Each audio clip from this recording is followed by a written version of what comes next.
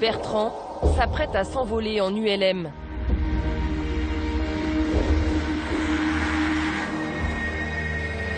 Sous ses pieds, le massif des Champs-Barans dans l'Isère. Cette forêt est devenue privée, elle est en plein défrichement. Bertrand photographie le chantier d'abattage.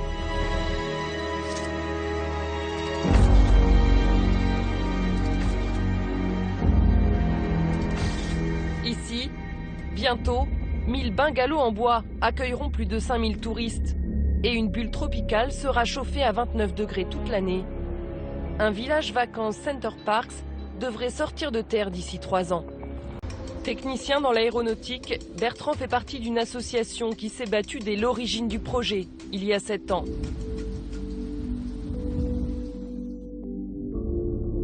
Mais depuis que les travaux ont commencé fin octobre, des militants d'un tout autre genre les ont rejoints. Eux n'hésitent pas à pénétrer sur la zone, quitte à perturber le chantier. Comme Rémi, agriculteur dans un village voisin. C'est vraiment un sanctuaire naturel qu'on est en train de détruire en direct. C'est une zone à défendre au sens propre et on n'a pas envie que ce soit une zone à détruire. Une zone à défendre, ce que ces militants appellent une ZAD. Rémi se définit lui comme un zadiste. Il va nous emmener au plus près. Les machines d'abattage, les voici derrière les fourrés.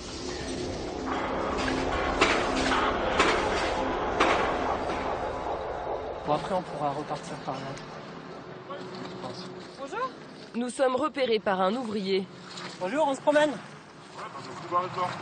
Très vite, la tension monte. Pourquoi vous me parlez comme ça? Ça nous barrer d'ici. Ok? Oui, mais vous me parlez autrement. Appelle les flics. Je t'emmerde, toi aussi. Connard. Moi, je remarque que vous êtes quand même très agressif. Moi, je suis très agressif. Aucune Bah, raison. c'est con comme vous. Vous avez de la chance que je vous pète pas la gueule. Hein. Après l'aéroport de Notre-Dame-des-Landes, après le barrage de Sivins, comment le bois des Champs-Barans est-il devenu le dernier projet contesté? Militants associatifs et zadistes dénoncent une décision qui aurait été imposée par leurs élus contre leur volonté. Qu'en est-il réellement? Les habitants n'ont-ils pas eu leur mot à dire? Nous avons mené l'enquête au cœur de cette forêt, très disputée.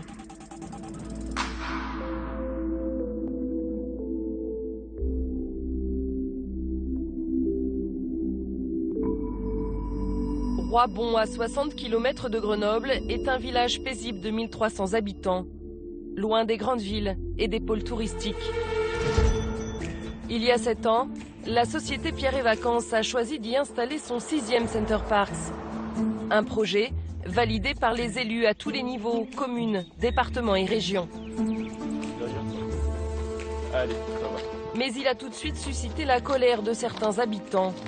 Jean-Marie s'était installé ici il y a 20 ans, à la recherche d'un coin de nature pour monter un centre équestre. Voilà, là on rentre. Là, on n'a plus le droit d'y aller.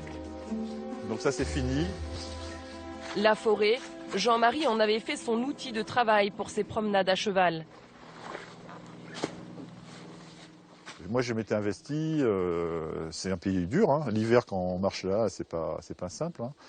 Mais je m'y étais investi. Je le connaissais. Enfin, je sais pas. Je l'avais dans les tripes. Quoi.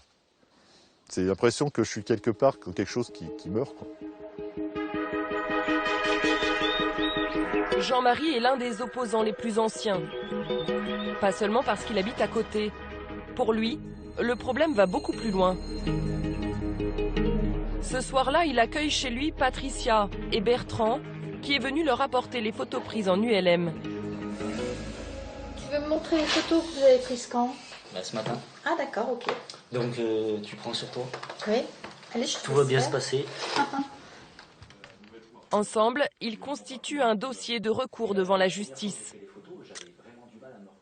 Selon eux, le projet est illégal, car il serait au milieu d'une zone très sensible. Là, je sais où c'est. Mais... On voit en bleu, c'est toute la zone humide. C'est une zone qu'on n'aurait pas dû construire dessus. Impossible. Et tous les pointillés, en plein dedans, hein, c'est le village de vacances, Pierre et Vacances. Donc il est en plein dans la il est en plein dedans. Hein. Et alors pourquoi on ne peut pas construire sur une zone humide? On ne peut pas construire parce que c'est des zones... En fait, c'est comme des éponges. Hein. C'est des zones qui permettent, quand l'eau elle tombe, elle se gonfle. Donc elles retiennent l'eau, qui va moins dans les rivières, il y a moins de crues. Et petit à petit, elles laissent passer l'eau pour l'été. Donc c'est des zones qui ont une fonctionnalité comme ça, qui sont primordiales, défendues par tout le monde. Et puis quand on a un projet économique, on se met dessus. En 50 ans, plus de la moitié des zones humides a été détruite en France. Comme le veut la procédure, une enquête publique a été lancée au printemps.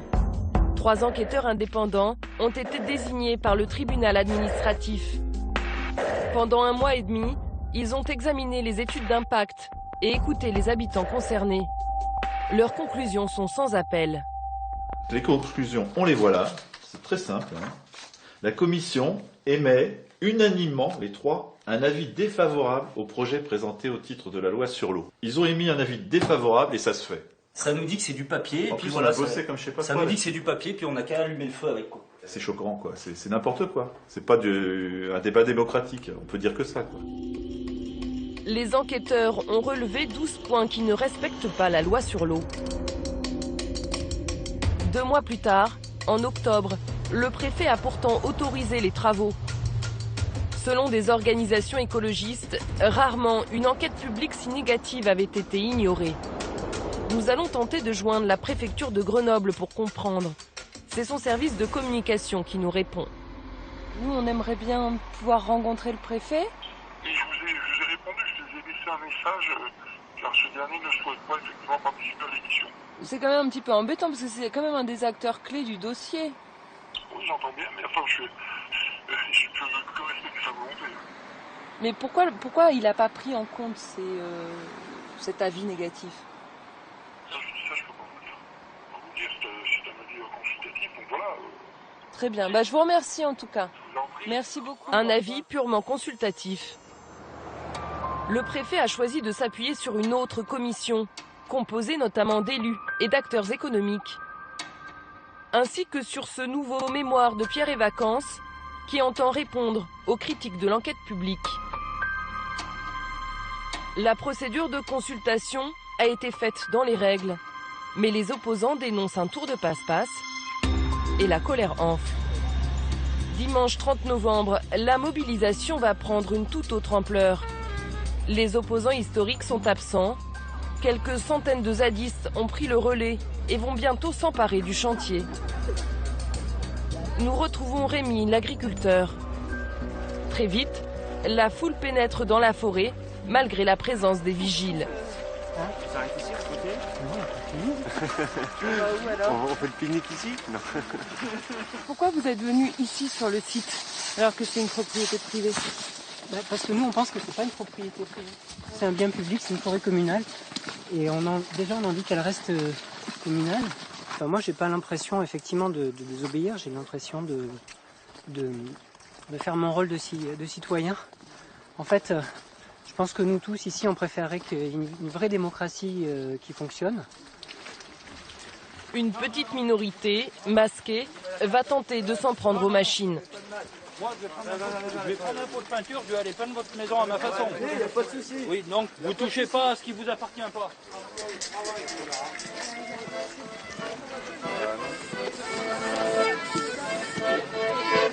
Ils refusent que nous filmions. La plupart revendiquent la non-violence. C'est une foule hétéroclite, sans leader ni parti politique. À la sortie du chantier, une maison forestière. Le bâtiment, vide, est pris par les manifestants. C'est le début de l'occupation. Les zadistes viennent de la région, mais aussi d'un peu partout en France. Très peu accepteront de nous parler. Ils se méfient des médias. Les élus écologistes sont les seuls à les soutenir. Selon eux, le Center Parks ne concerne pas que les habitants de Roibon.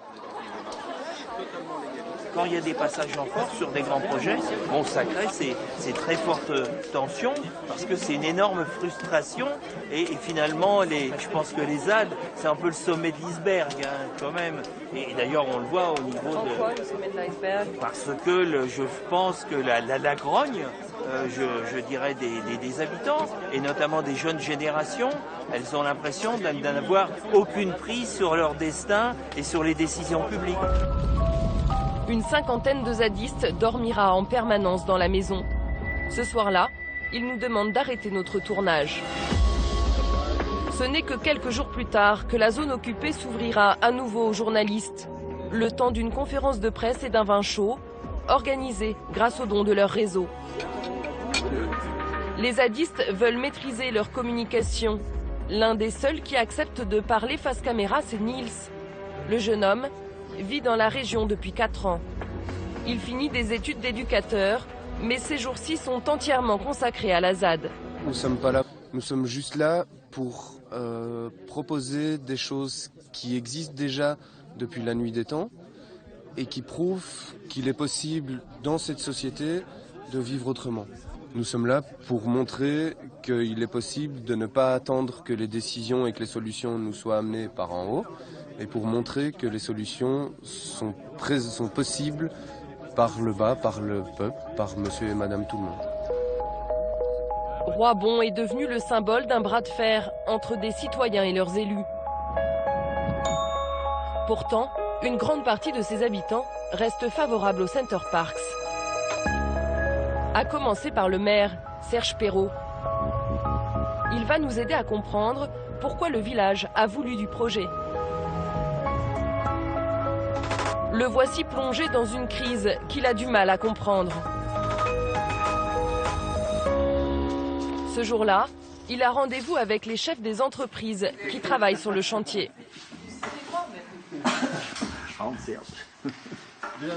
Donc je viens d'avoir le préfet. Et donc ça concerne ce que je vous ai dit tout à l'heure. Donc elle est bien la gendarmerie porter plainte. Et demain matin, le préfet fait un référé au tribunal pour qu'il y ait une demande d'expulsion de ces fameux zadistes. Enfin, pour moi, c'est des voyous, quoi. Voilà. En tout, 5 sociétés emploient une trentaine de personnes sur le terrain. Le matin même, des zadistes ont bloqué les travaux. Ok. C'est terminé, on ne peut plus travailler. Donc nos entreprises, nos chauffeurs sont plus en sécurité et bon, on ne peut plus travailler, quoi. On n'est plus dans une république où, je dirais, le travail est à l'honneur. Voilà. Aujourd'hui, c'est les zadistes qui sont à l'honneur et ça, c'est quand même pas normal, quoi. C'est toutes des minorités. De ce côté-là, on en a marre, quoi. Maintenant, il ne faut pas s'étonner. Pour ma part, je mettrai ce soir une personne en chômage technique puisque j'ai embauché un intérim exprès pour ce chantier. Dès ce soir, elle sera en chômage technique. L'emploi, c'est l'argument numéro 1 des Pro Center Parcs. Le village vacances promet de créer 700 postes à temps partiel ou à temps plein.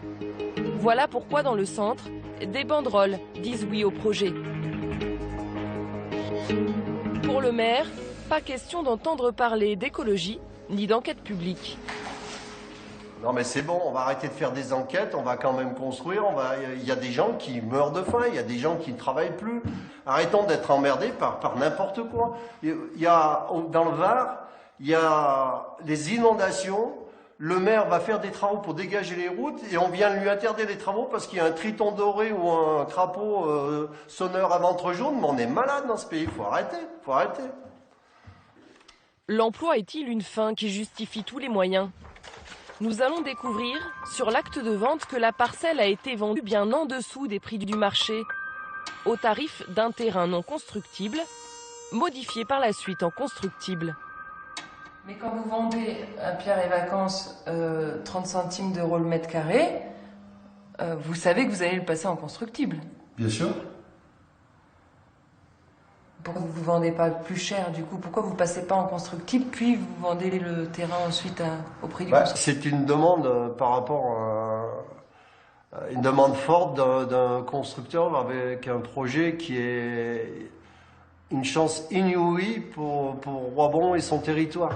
Donc la valeur du terrain était bien accessoire par rapport à cette opportunité.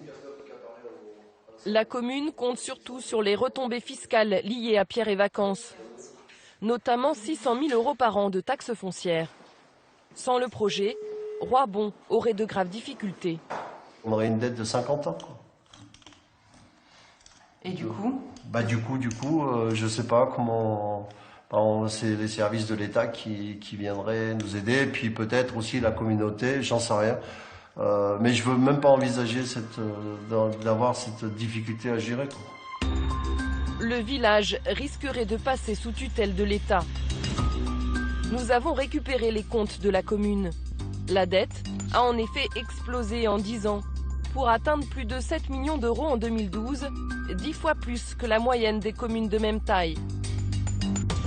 La municipalité emprunte pour des travaux d'aménagement censés améliorer l'accueil du Center Parcs, mais aussi pour construire une école, rénover une digue. Pour quelles raisons ces investissements se multiplient-ils? Nous allons poser la question à celui qui fut le maire de Roibon jusqu'en 2014. Marcel Bachasson est aujourd'hui conseiller général de l'Isère. Je suis allée voir les comptes de la commune et il y a une dette de Roibon de plus de 5 millions d'euros. Oui. Est-ce que vous pouvez m'expliquer pourquoi? Alors, ça vous intéresse vraiment tout ça? Parce que de quelle manière vous posez cette question? Je pense que... Parce que quand on voit l'évolution de la dette de la commune, il y a 10 ans, on était à moins d'1 million d'euros. En 2009, nous avons contracté un emprunt auprès d'un établissement bancaire parce que Center Parcs était sur le plan de se réaliser, sur le plan effectif, puisqu'on parlait de la réalisation en 2011 et que le permis de construire était sur le point d'être signé. En 2009, la procédure de consultation n'est pas terminée. Mais c'est un peu comme si l'ancien maire avait déjà intégré dans son budget les retombées économiques liées au Center Parcs. On a l'impression que le projet était ficelé avant même qu'aient lieu les enquêtes publiques. Pourquoi vous dites que le projet était ficelé? Moi, je connais Parce que vous êtes fortement endetté en anticipant les retombées fiscales de Pierre et Vacances. On n'a pas le droit, si vous voulez, nous, d'être en retard sur l'arrivée du Center Parcs. Je prends l'exemple de l'aménagement de la grande rue du village. On a une grande rue qui est aménagée, qui a coûté 1 million d'euros. Est-ce qu'il n'y a pas un petit problème de démocratie où il y a une enquête publique où on vous dit vous pouvez participer, mais le projet a déjà été ficelé avant parce que vous avez anticipé l'arrivée de Center Parcs? À quoi sert une enquête publique dans ce cas-là? Non, ne jouez pas là-dessus, s'il vous plaît. On est des élus, nous croyons en l'avenir du territoire et il faut mettre en place toutes les opérations qui méritent de l'être, de façon à ce que les conditions d'accueil soient les meilleures possibles. Il y a des moments où il faut savoir prendre des décisions. Marcel Bachasson assume être allé plus vite que la procédure. Pierre et Vacances s'attendait-il à une telle résistance? L'un de ses représentants est de passage à Roibon. Il nous reçoit à la maison communale. Selon Éric Magnier, les zadistes font beaucoup de bruit pour une forêt d'une importance toute relative. Certes, le site a une grande valeur sentimentale pour les habitants, on le comprend tout à fait. En revanche, du point de vue environnemental, ces caractéristiques ne sont pas aussi extraordinaires qu'on peut le dire parfois. Et on comprend tout à fait que certaines personnes avaient l'habitude de ramasser des champignons ou de se promener tout simplement dans ce bois. En revanche, il est important pour nous de rappeler que sur les 150 hectares qui vont être aménagés, il n'y en a que 80 qui seront réellement impactés, 80 hectares de forêt impactés. 80 hectares impactés, les chiffres sont contestés. C'est maintenant à la justice de déterminer si oui ou non le projet respecte l'environnement. Des recours ont été déposés, il faudra plusieurs mois pour les examiner. Le 18 décembre a lieu une première audience au tribunal administratif de Grenoble. Nous retrouvons les opposants historiques, Jean-Marie, qui dirige le centre équestre, et Bertrand, le photographe en ULM. La salle d'audience est là-bas. En attendant le jugement sur le fond du dossier, leur association demande au tribunal de suspendre officiellement les travaux. C'est important parce que s'il y a des travaux en ce moment, on sait que ça peut être agité sur le secteur, c'est déjà agité actuellement. Donc ce que je souhaite moi, c'est que ça s'apaise, que la justice fasse son travail. Nous, voilà, c'est ce qu'on demande. Jean-Marie est nerveux, c'est un jour décisif.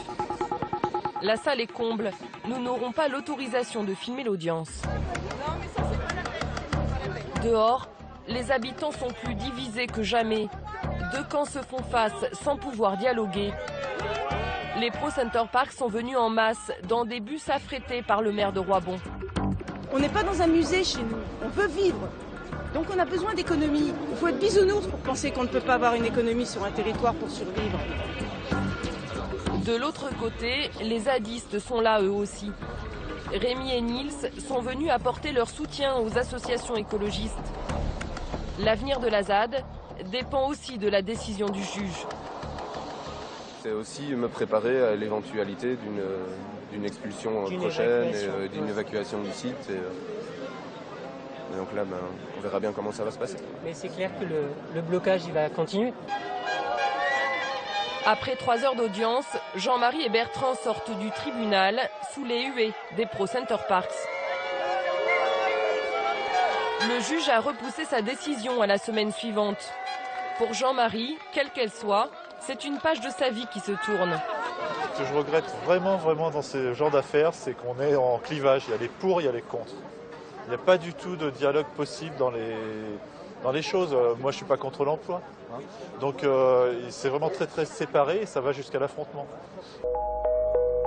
Quelques jours plus tard, le juge décidera finalement de suspendre les travaux en attendant de trancher sur le fond. La forêt des Chambarans a retrouvé le calme. Mais pour combien de temps? Ce n'est que le début d'une intense bataille judiciaire. À partir de ces extraits, nous pouvons réaliser un schéma présentant la confrontation autour d'un projet dans une commune rurale. Deux logiques s'affrontent avec vigueur en légitimant leur position. Des acteurs déterminés et nombreux du côté d'un projet qui est largement soutenu. Les opposants sont eux aussi nombreux et déterminés. Les deux camps en présence s'appuient chacun sur une perception différente de la démocratie. Les forces de l'ordre sont appelées pour assurer la sécurité de tous lors des manifestations. Dans le cadre de la démocratie, et pour départager les opposants, c'est à la justice de se prononcer.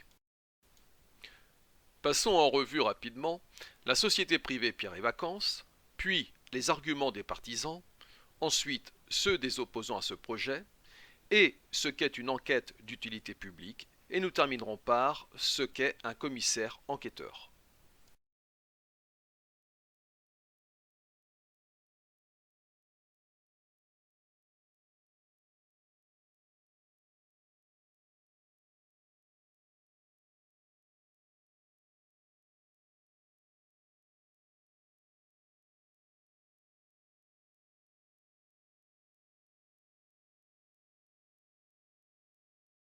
Ce projet a finalement été abandonné par cette entreprise en 2020.